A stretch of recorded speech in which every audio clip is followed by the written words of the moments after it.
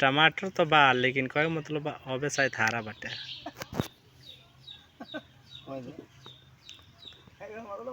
तू भुजिया बनइबो तू भुजिया बनइबो नहीं सुनो हैं दुगो इनकर ले ले पियजिया इनकर मरीचवा ले ले यार अब बना तो केतर से केतर बनी तो पियजिया से केतर बनी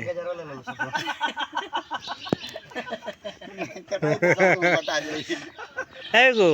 तो इनकर पियजिया देखला बड़ी देखला बड़ी बैठल बा बनी ए देखा दो पिया देखा दो विनोद भाई के मरचा ना विनोद भाई के मरचा ले लो वाह देखा दो तीत लागी वो तो अपना सुखल सुखल बड़ा हां में हमर लगा नहीं के सुखले मरचा कुछ दबो ना अब बढ़िया से भुजिया बना के सुखले मरचा सब को खियाओ तू का दबो बताओ ना सुखले मरचा ताला कुछ बा कुछ दबो के पीछा दबो ए ए काचो एथी ले ले गाजरा ले ले हमरा से बाका ले ले कितना बड़ा गाजर तार ना चाहिए हो गल रमेश का गाजर ताला दूसर कुछ अरे होगा दू दू प्याज हम से ले लेते एगो सब काम करो तो सब जन पियाजी ला बड़ा लो नहीं जैसे सब लोग खा ली ओकरा बाद से तू एक बार जाओ बाजार तो ला बाजार वाला खड़ा लिया तू कांच के रंग मिला के इनका लो कांच के रहा बाबू विनोद भाई लगवा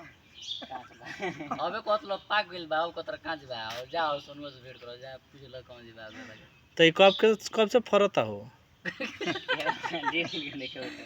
ए अभी नहीं 1 साल हो गया डेढ़ दिन भी नहीं कहत अब कांचे बा डेढ़ बतिया पपीता तार पपीता बा पपीता समीर भाई देखल बड़ा दुकान दे गइल बड़ा संग लगे के बात उनको पपीता देखल बड़ा तो पागल बा पागल बा हां तू अंदर देखला बा पागल बा के कांच बा तू केने बा जब पेड़ पर लौकी ना तारा जे पागल बा आज की कांचे बा अबे को ताला का बा कुछ बताओ जनता लोग होगा तो ये बतिए चल लगिन मर दे टिकोरा खइबो यही बा पूछबो टिकोरा बा हमर लगल बोलो लाग ना सही में सही चलो हां टिकोरा दे दे कौन टिकोरा ए टिकोरा कौन हो कोन ला है ढेर खट नहीं खाना कोन लाती करबा बोल जान अरे अब विशाल भाई से दुकान मंगलो हो खीरा लेके आओ था खेला रो काम हो गई लडुइया प्याज मंगो नहीं जाए तो ओकरो लो पियाज बटे घर नहीं खदैले समीर भाई घर से चले के समीर भाई घर से लगावला ये घर बाटे इनकर हाथ लगा चले के लगावला सही हां मुड़िए नीचे खुला लगा ना ताक से जाना हां मार दे एगो प्याज ना के लिया दी दुगो आधा किलो एक किलो कितना बेचे सुन तोरा 1 किलो आधा किलो